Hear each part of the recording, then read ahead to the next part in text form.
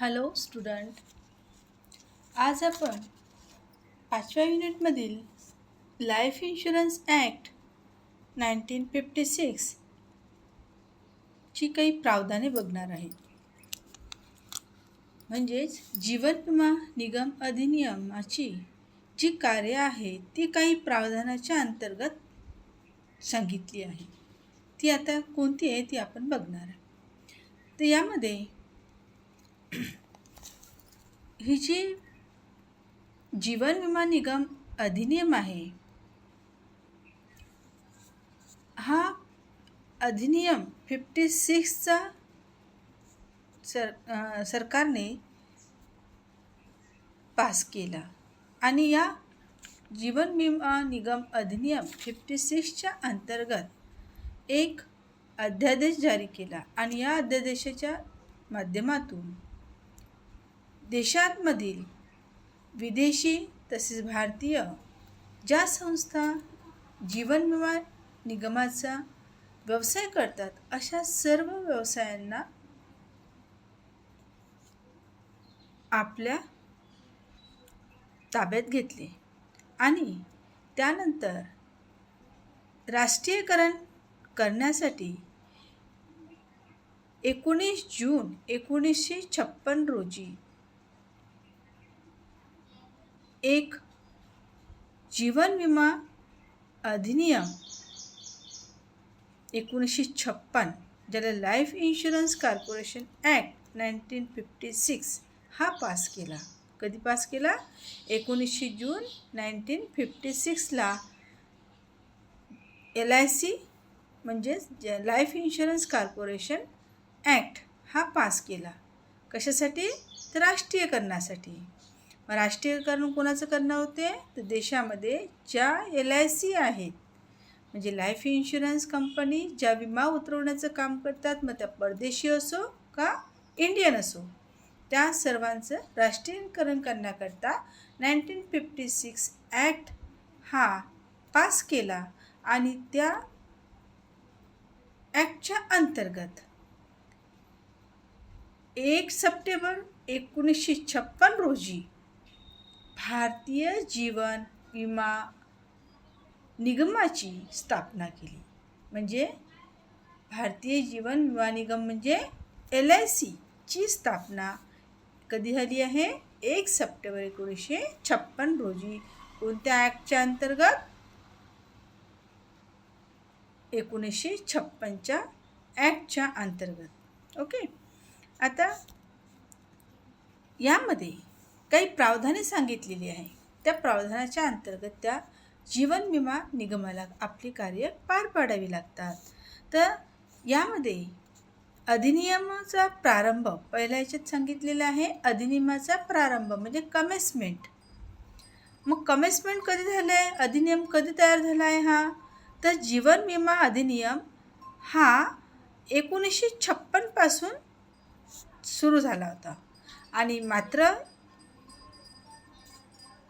1956 म्हणजे जुलैपासून तो लागू करण्यात आला आणि त्याच्या आधी 19 जानेवारीपासूनच तो अध्यादेश जारी केला होता. ठीक आहे. आणि मग नॅशनलायझेशन झाल्यानंतर 1956 पासून तो लागू करण्यात आला. त्याच्यानंतर निगमाची स्थापना म्हणजे इस्टॅब्लिशमेंट ऑफ कॉर्पोरेशन, यामध्ये जीवन विमा निगमाची जी स्थापना आहे ती 1 सप्टेंबर 1956 रोजी करण्यात आली आणि जीवन विमा निगम हे आपली स्वतःची सार्वमुद्रा म्हणजेच स्टॅम्प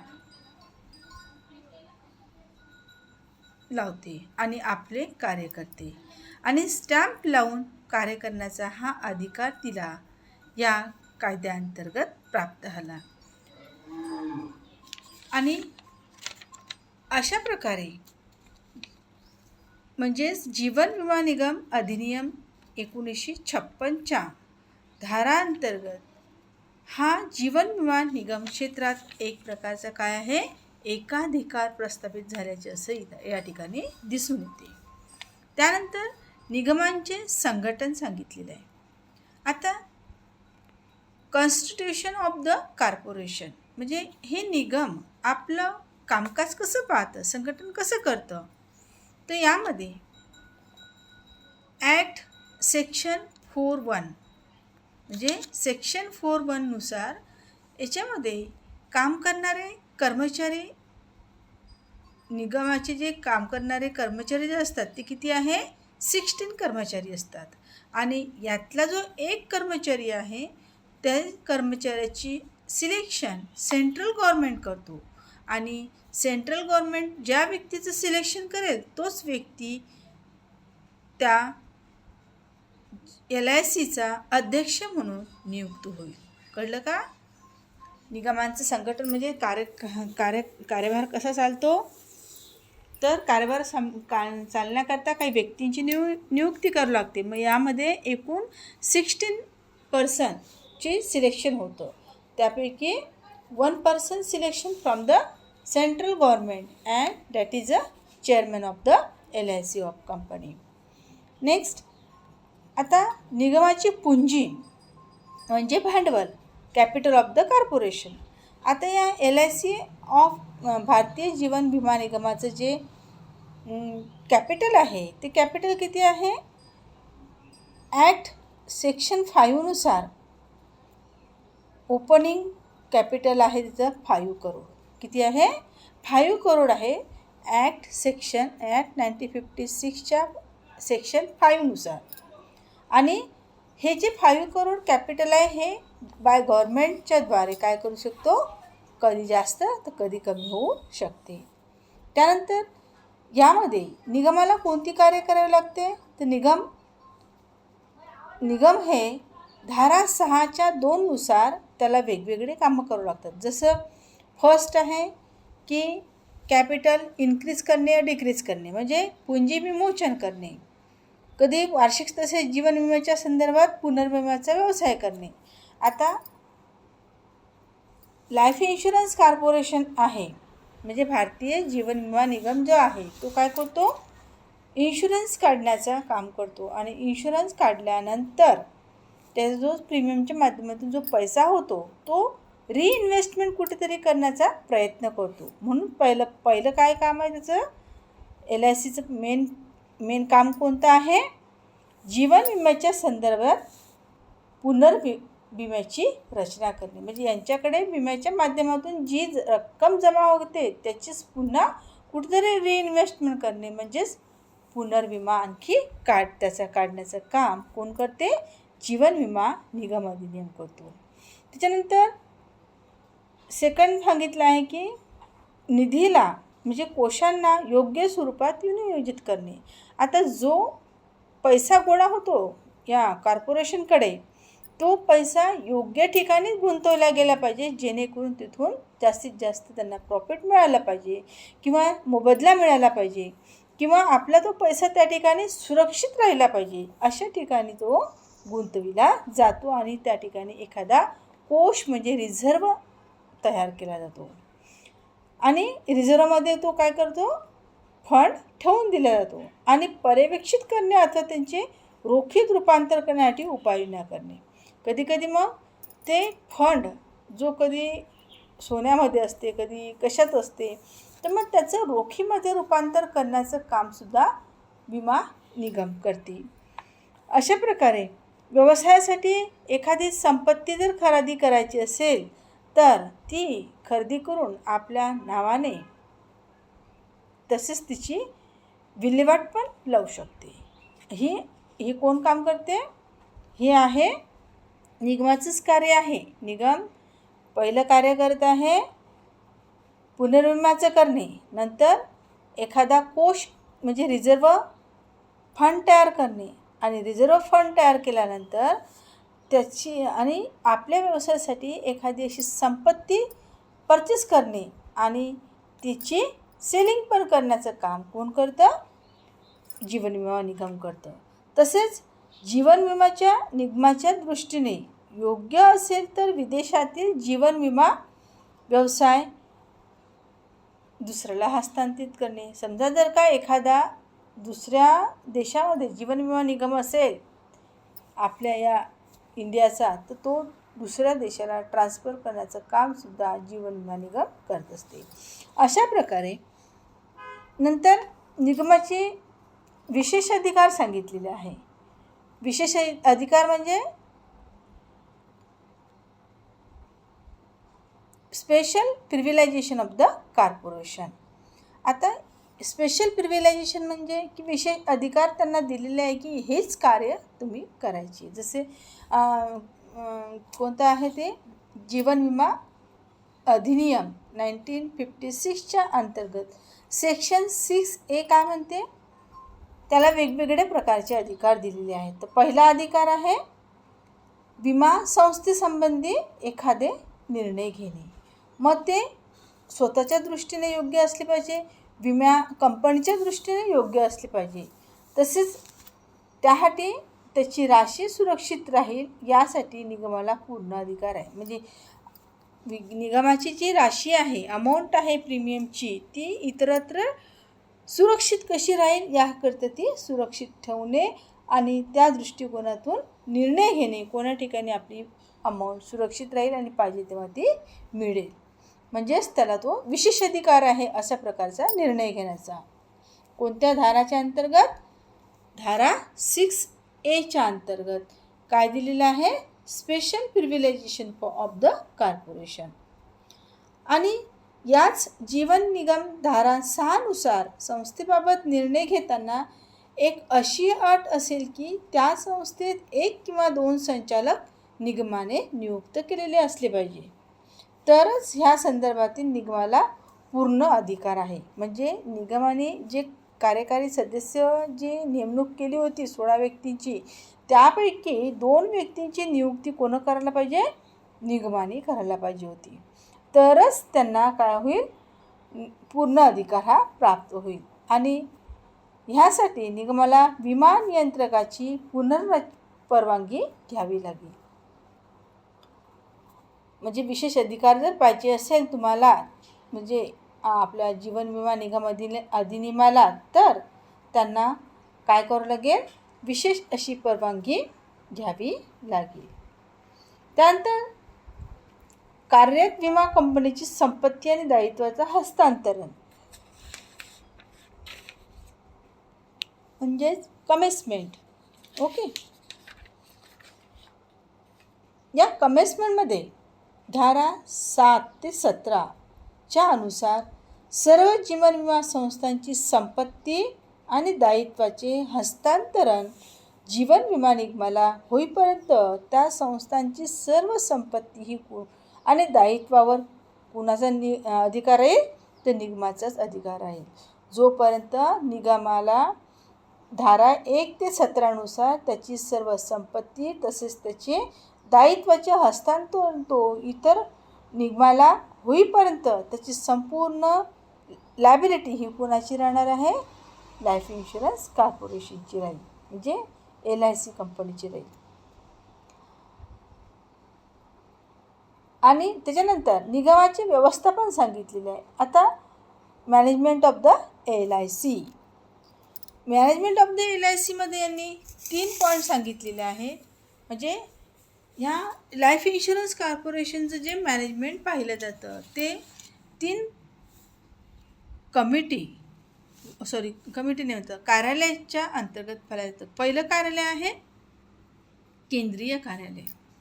ठीक आहे.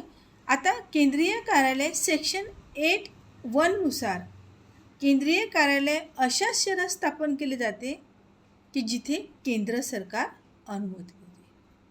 म्हणजे यांनी असं म्हटलेलं आहे की 18(1) निगमाचे केंद्रीय कार्यालय अशा शहरात स्थापन होईल की जेथे केंद्रीय सरकार निश्चित करेल. आता केंद्रीय सरकारनं म्हटलं मला अमरावतीला पाहिजे आहे, तर मग अमरावतीलाच राहील ते. त्यांनी म्हटलं मला आपल्या स्टेट याच्यावर पाहिजे, स्टेटवर पाहिजे, तर त्या ठिकाणी स्टेटवर राहील. अशा प्रकारे या ठिकाणी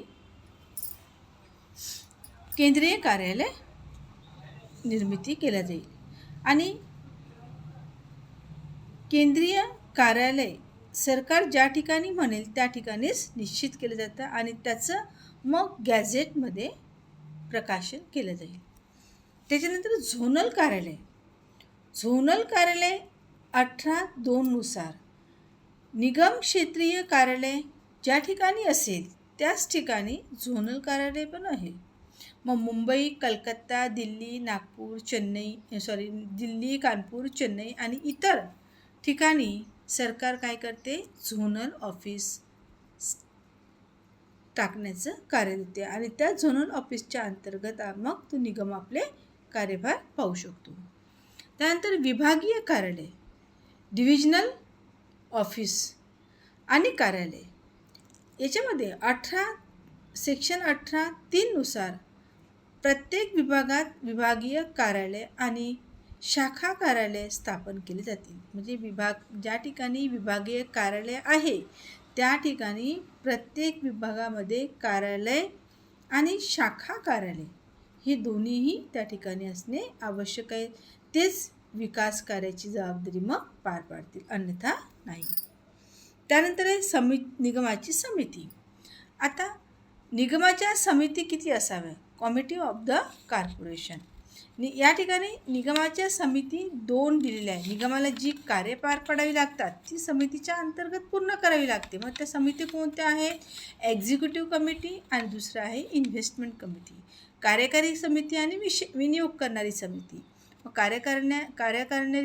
कार्यकारी समितीची जी धारा 19(1) नुसार एक कार्यकारी समिती असेल जी निगमाच्या दैनंदिन व्यवसायाच्या पर्यवेक्षणाचे आणि निर्देशनाचे कार्य करेल. म्हणजेच ही जी एक्झिक्युटिव्ह कमिटी आहे ती एक्झिक्युटिव्ह कमिटी फक्त कामच काय आहे की जी दैनंदिन व्यवसायाचे पर्यवेक्षण आणि निर्देशनाचं कार्य आहे ते फक्त पाहण्याचं काम या कमिटीचं आहे. कोणतं? दैनंदिन व्यवसायाचं पर्यवेक्षण, म्हणजे व्यवसाय कसा चालवतात ते फक्त उरले निरीक्षण करणे, पर्यवेक्षण करणे आणि त्याला तो ज्या ठिकाणी चुकत असेल त्या ठिकाणी ते कामासंबंधी निर्देश देण्याचं काम या ठिकाणी झोनल समिती करत असते.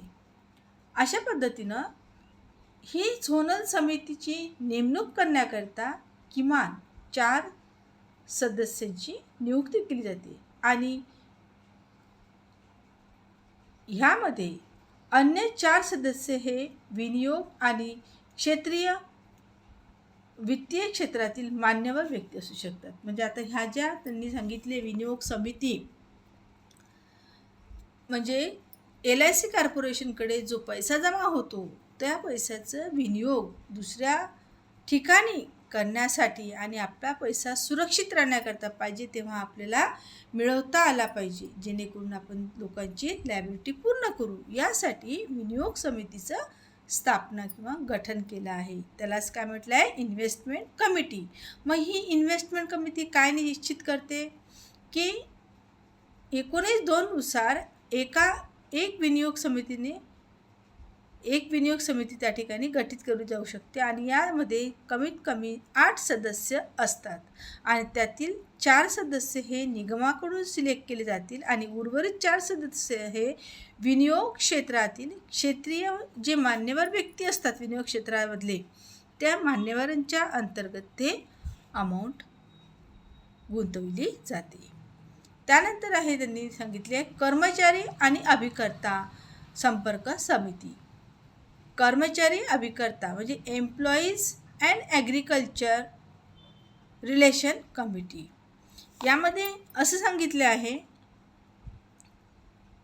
की धारा 22(3) अंतर्गत निगम कर्मचारी अभिकर्ता आणि संपर्क समितीचे गठन करू शकते आणि ह्या समितीमध्ये काही सदस्य हे कर्मचाऱ्यांचे तर काही सदस्य हे अभिकर्त्याचे आणि काही सदस्य हे निगमाचे असतात. असे 3 सदस्यांचे व्यक्ती या ठिकाणी एकत्रित येऊन काम पाहतील आणि अशा प्रकारे ह्यांची संख्या क्षेत्राच्या कार्यानुसार काय होत राहते? नेहमीच बदलत राहते, भिन्न भिन्न होत राहते आणि कर्मचारी आणि अभिकर्त्याच्या प्रतिनिधींच्या संख्या हा निगमाच्या प्रतिनिधींच्या संख्येपेक्षा कमी असू शकत नाही. कारण यामध्ये जे समिती सांगितली होती, 8 सदस्य सांगितले होते समितीमध्ये, त्यापैकी 4 सदस्य निगमाचे आणि 4 उर्वरित सदस्य विनियोग क्षेत्रातील मान्यवर व्यक्तींचे असतील. आणि यामध्ये कर्मचारी अभिकर्ता आणि संपर्क समिती ही एक समिती तयार करायची आणि या समितीच्या अंतर्गत काही सदस्य हे कर्मचाऱ्यांचे, तर काही सदस्य अभिकर्त्यांचे आणि काही सदस्य हे निगमाचे असतील. आणि ह्यांची संख्या क्षेत्राच्या कार्यानुसार निर्धारित केली जाते. परंतु कर्मचारी आणि अभिकर्त्याच्या प्रतिनिधींची संख्या मात्र निगमाच्या प्रतिनिधींच्या संख्येपेक्षाही कमी असू शकत नाही. म्हणजे जेवढे आहेत तेवढे त्या ठिकाणी हे करून जे लिस्ट बनवावं लागेल. आणि ही समिती मग प्रबंधकाला कर्मचारी अभिकर्त्याच्या कल्याणकारी बाबीसंबंधीही सल्ला देण्याचं काम करत असते. आणि निगम कर्मचारी आणि अभिकर्ता यांच्यामध्ये एक प्रकारे सद्भावना निर्माण करून ती टिकवून ठेवण्यास या ठिकाणी कर्मचारी अभिकर्ता संपर्क समितीची अतिशय आवश्यकता आहे. कारण जो जीवन विमा निगम आहे तो आपल्याला या कर्मचारी अभिकर्ता आणि संपर्काच्या माध्यमातूनच प्राप्त होत असते. त्याच्यानंतर निगमाचे कर्मचारी. आता या निगमाचं काम करणारे कर्मचारी कोणते असतात? Staff of the corporation.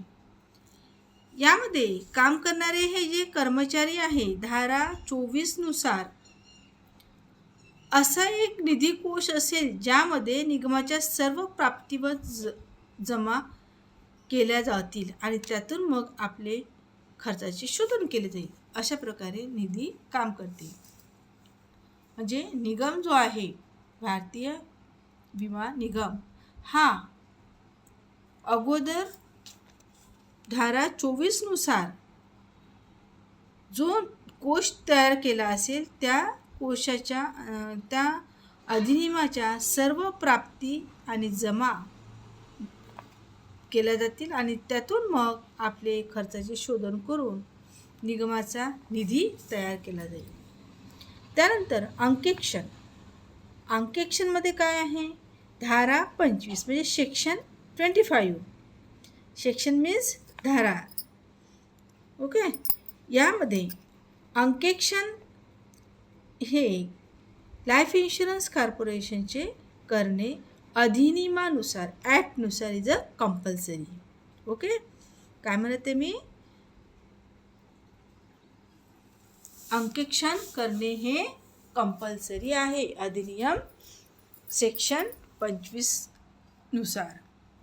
आता यामध्ये 25(2) नुसार जो कोणी अंकेक्षकाचे काम करेल त्याच्याकडे निगमाची लेखापुस्तके तसेच लेखे व प्रपत्रांची तपासणी करण्यासाठी पर्याप्त वेळ असणे त्याच्याकडे आवश्यक आहे.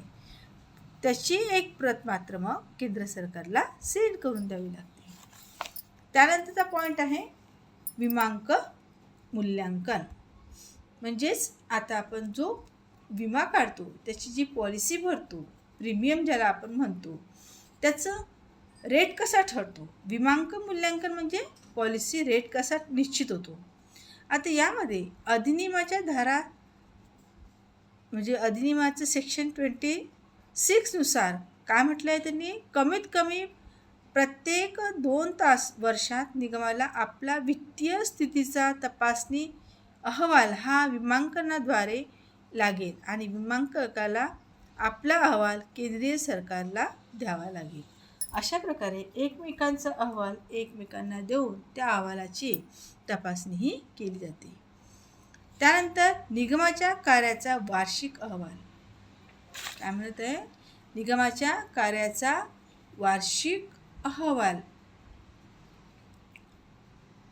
त्याला म्हटलं आहे annual report of the activities of corporation. यामध्ये अहवाल संसदेपुढे सादर करणे आहे ना, नाही सॉरी, निगमाच्या कार्याचा वार्षिक अहवाल म्हणजे ॲन्युअल रिपोर्ट आणि ॲक्टिव्हिटीज ऑफ द कॉर्पोरेशन हे आता पाहणार आहोत. आता यामध्ये सेक्शन 27 नुसार निगमाला प्रत्येक आर्थिक वर्षानंतर आपला आर्थिक अहवाल हा तयार करावा लागतो आणि यामध्ये निगमाच्या कार्याचा उल्लेख द्यावा लागतो आणि आवश्यक असेल ते त्या ठिकाणी पुढील वित्तीय वर्षामध्ये निगमाला काय करावे लागेल याचा सुद्धा या ठिकाणी उल्लेख करावा लागेल. त्यानंतर आहे अहवालाचे संसदेपुढे प्रस्तुतीकरण आणि जीवन विमा निगम अधिनियम 1956च्या धारा 25 अंतर्गत जे अंकेक्षण अहवाल तयार केले होते ते धारा 26च्या अंतर्गत तयार केलेले विमांकन हे अहवाल आणि धारा 27 अंतर्गत प्राप्त निगमाच्या कार्यप्रणालीचा वार्षिक अहवाल प्राप्त झाल्यानंतरच केंद्र सरकार विमा अधिनियमाच्या धारा 29 अंतर्गत शीघ्र संसदेच्या संसदेच्या दोन्ही सभागृहांपुढे मांडणे आवश्यक आहे. त्यानंतर निगमाचे निस्तारण सांगितले. निगमाचे निस्तारण म्हणजे काय की अधिनियमाच्या सेक्शन 38 नुसार केंद्र सरकार काही असे विषय सांगते की त्यामध्ये ते नियम बनवू शकतात आणि त्यांना सरकारी गॅझेटमध्ये सुद्धा प्रकाशित करू शकतात. परंतु ह्यासाठी सुरुवातीला ह्या नियमांना संसदेच्या दोन्ही सभासदांपुढे 30 दिवसाच्या आत हे गॅझेट देणं आहे आणि त्यात काही संशोधन असतील तर ती सुद्धा त्यामध्ये दिले आहे. अशा प्रकारे नंतरचा पॉईंट आहे निगम बनविण्याचा अधिकार. आता निगम power to make the rule अधिनियमाच्या धारा 48 नुसार केंद्र सरकारला जे संशोधन करतील अशा ठिकाणचे त्यांना म्हटलं आहे जे संशोधन करू इच्छितात अशांनाच नियम बनवायला सांगावे लागतील. म्हणजेच नियम बनविण्याचा अधिकार फक्त कोणाला आहे? Power to make the rules अधिनियमाच्या सेक्शन 48 अनुसार केंद्र सरकार खालील विषयांच्या बाबतीत नियम बनवू शकते. म्हणजे केंद्र सरकार काय करते? जे पॉईंट दिलेले आहेत तुम्हाला त्यापैकी ते अधिनियम तयार करतील आणि बनवतील. ओके. आणि त्यांना सरकारी गॅझेटमध्ये मग प्रकाशित पण करायला लावतील. आणि ह्यासाठी सुरुवातीला नियमांना संसदेच्या दोन्ही गृहसभांसमोर 30 दिवस ठेवला जाईल आणि त्यानंतर मात्र हे संशोधन असेल त्यात काही चेंजेस केल्या जातील. त्यामधील पहिला आहे निगमाचे सदस्य किती कालावधी असतील व त्याची सेवा शर्ती. नंतर आहे निगमाद्वारा विनियोग करण्याच्या पद्धती आणि त्यांची स्पर्धा आणि निगमाच्या कार्याला अहवाल आणि त्यावर टिप्पणी अशा पद्धतीनं या ठिकाणी त्यांचा कारभार चालत असते. त्याच्यानंतर आहे नियमाचे अधिकार. नियमाचे अधिकार कुणाला दिले आहेत? धारा म्हणजे सेक्शन 49 मध्ये नियमाचे अधिकार दिलेले आहेत. हे नियम म्हणजे केंद्रीय सरकारद्वारा तयार केले जातात तर किंवा मग निगमाने तयार केलेल्या नियमांना केंद्र सरकारचे अनुमोदन घ्यावे लागते आणि नंतरच मग निगम संदर्भ तयार केले जातात. तर कोणकोणते? जसे निगमाच्या कर्मचाऱ्यांच्या तसेच अभिकर्त्यांच्या भरतीची पद्धती ही कशी राहते? सेवापूर्वक राहते. आणि नंतर अधिनियमाच्या धारा 22 अंतर्गत गठीत समितीच्या सदस्यांची संख्या, सेवेच्या अवधी आणि सेवा अधिनियमासंबंधीचे त्यामध्ये नियम दिलेले असतात. आणि निगमाच्या कोशाचे किंवा निधीचे अवक्षेप करणे. अशा प्रकारे केंद्र सरकार धारा 44 पर्यंतचा काही विमा योजनांबाबत नवीन अधिनियम लागू होत नाही. जसे केंद्र सरकार संचालित जीवन विमा योजना ह्या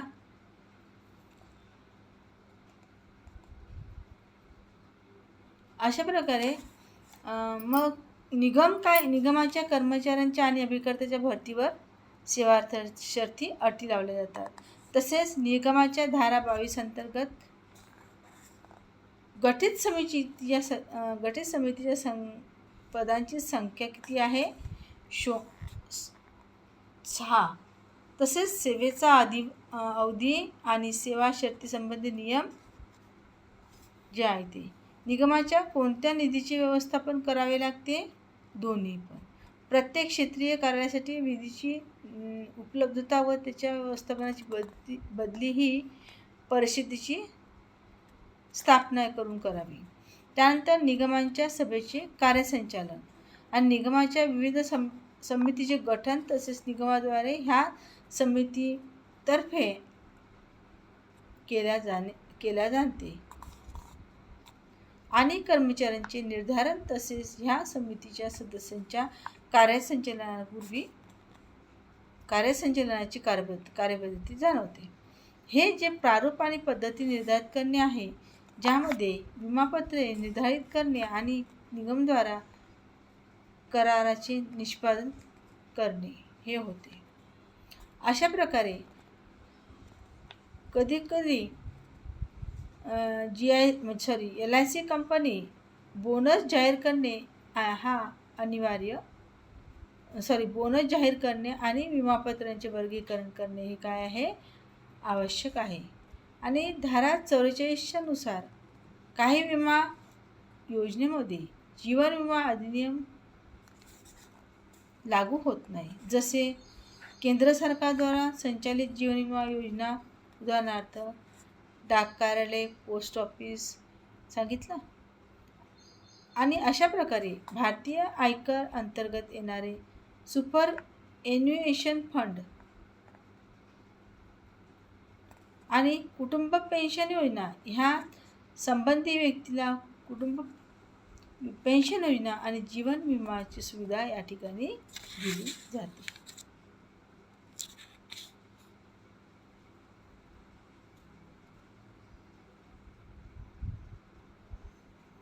अशा प्रकारे आपण आता भारतीय जीवन विमा निगम अधिनियमाची काही प्रावधाने या ठिकाणी आपण बघितली. ओके.